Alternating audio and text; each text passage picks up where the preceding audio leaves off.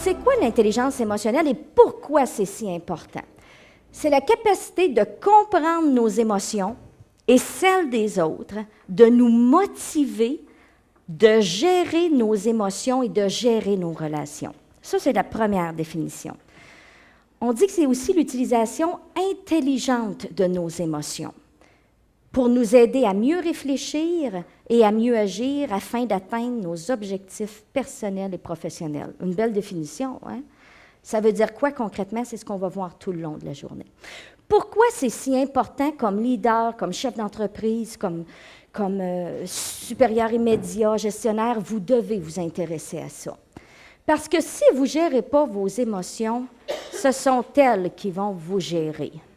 Et quand c'est les émotions qui vous gèrent, ça va mal à la shop. Quand c'est les émotions qui te gèrent, tu ne gères plus ta business puis tu ne gères plus ta vie.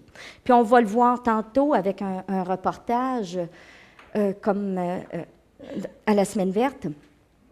Vous savez, pendant des années, les psychologues pensaient, et les hauts gestionnaires et ceux qui faisaient des grandes études là, en gestion, ils pensaient que le succès des entrepreneurs et des leaders était attribué au quotient intellectuel. Plus tu avais un gros QI, plus tu allais avoir du succès dans la vie.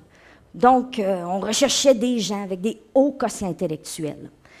Ce qu'on s'est rendu compte, c'est que le succès, autant personnel que professionnel, est corrélé, en fait, avec l'intelligence, le QI, on peut prédire, ça prédit 6 à 20 % de la variance du succès. Fait que ce n'est pas si fort que ça. Ce qu'ils ont découvert, c'est que le quotient émotionnel, ce qu'on a vu tantôt, puis ce qu'on va continuer de voir, la capacité à bien se comprendre, se connaître, utiliser nos émotions, serait 2 fois plus importante pour expliquer le succès que le quotient intellectuel. On a vu, lorsqu'on étudie les plus grands leaders, ceux qui ont eu des grandes réussites, que ce qui les différencie, c'est le quotient émotionnel.